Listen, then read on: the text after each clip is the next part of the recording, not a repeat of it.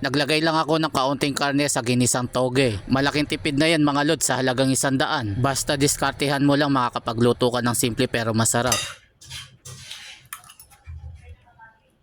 Galing ako ng palengke kanina, bumili ako ng 2 pirasong pork chop at tapos pinachop-chop ko na. Halagang 60 pesos nga pala yung bili ko sa karne, tapos bumili ako ng 20 pesos na toge yung may kasamang gulay. Sinamahan ko na rin ng sibuyas, bawang at saka 1 pirasong kamatis. Bali palalambutin ko na muna yung karne ng baboy, naglagay lang ako ng asin para magkaroon ng lasa. Pero balak ko sana okay na lang yung gagawin ko, kaya lang wala naman ako nakitang nagtitinda ng dilis. Palalambutin lang natin yung karne ng baboy hanggang sa humupa na rin yung tubig. After ng ilang minuto malambot na yung karne at hindi ko na hinintay na lumabas yung sarili niyang mantika, naglagay na lang ako ng kaunti. Hinawi ko na muna yung karne tsaka natin igigisa naman yung bawang.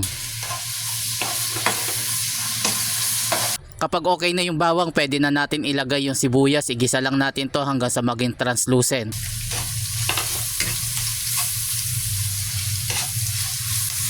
After ng sibuyas, ilagay na natin yung kamatis. Tama nga lang pala yung 1 pirasong kamatis sa dami ng toge. Kapag naluto na, tsaka naman natin durugin para lalong lumabas yung lasa. Habang pinapanood mo ako, baka pwede naman ako maglambing sa'yo. Paki-like and share mo naman para madami yung makapanood. Kapag okay na yung kamatis, tsaka naman natin ihalo yung karne. Continuous lang ako sa paghalo para kumapit yung lasa. Igisa lang muna natin yan kahit ilang minuto lang bago tayo maglagay naman ng pampalasa tulad ng powder na paminta. Yan lang yung nilagay ko, hindi rin ako gagamit ng soy sauce o kaya oyster sauce. Tamang gisa lang yung gagawin natin. Bukod nga pala sa powder na paminta, naglagay din ako ng kaunting patis. Igigisa pa yan natin ng ilang minuto para lalong kumapit yung lasa.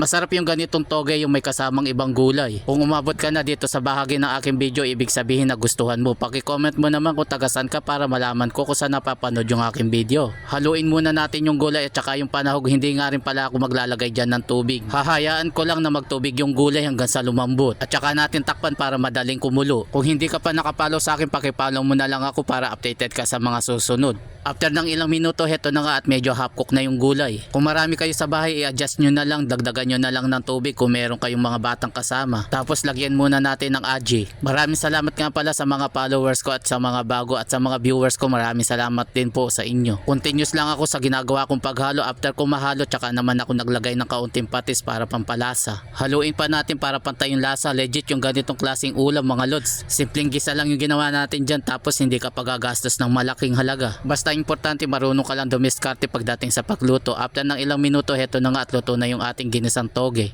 At syempre, takmang taya pa mo kung talagang manyaman niya. Legit manyaman niya mga lods.